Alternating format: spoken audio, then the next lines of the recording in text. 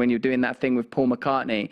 And I thought it was I think I said to you at the time, it's the most I've ever understood Paul McCartney. That I've always been drawn to like George Harrison because I thought, oh, he was spiritual, and John Lennon because I thought, oh, like he's radical and anti-establishment. And then I thought the reason that Paul McCartney doesn't have a kind of a cultural flavour in the same way as those two Beatles is because he's purely a conduit, a vessel for music. He is the music come to life. He's music personified, and I got that from watching the joy between the two of you. So, like, are you able to chronicle your enhancing sensitivity in dealing with artists? Is it something you're able to articulate, given that we're somewhat discussing the ineffable by its nature?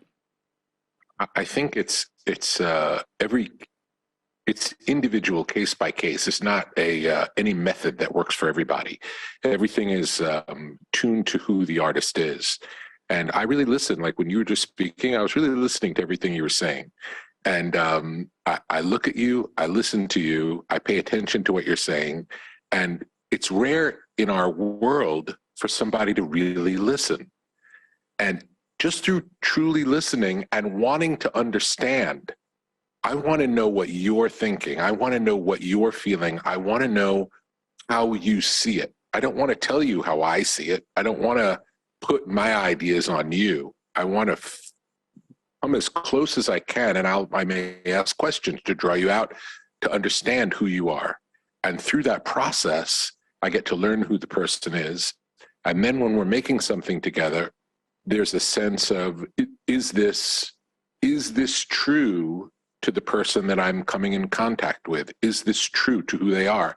Because in our minds, we create an idea of what we think we're supposed to do, or what or what's right to do, and it undermines the who we really are.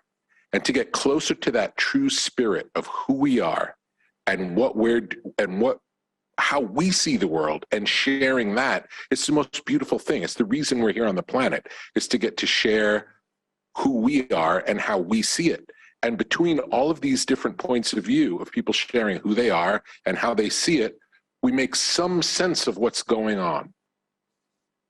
It's the best we can do to get a grasp on what's happening, is through talking to people, hearing how they see it, discussing it, being open-minded and going in, not wanting to change somebody's mind so much as really understand. If someone thinks something differently than we do, really understand, why do they think that? What can I learn from this person who thinks something so different than me?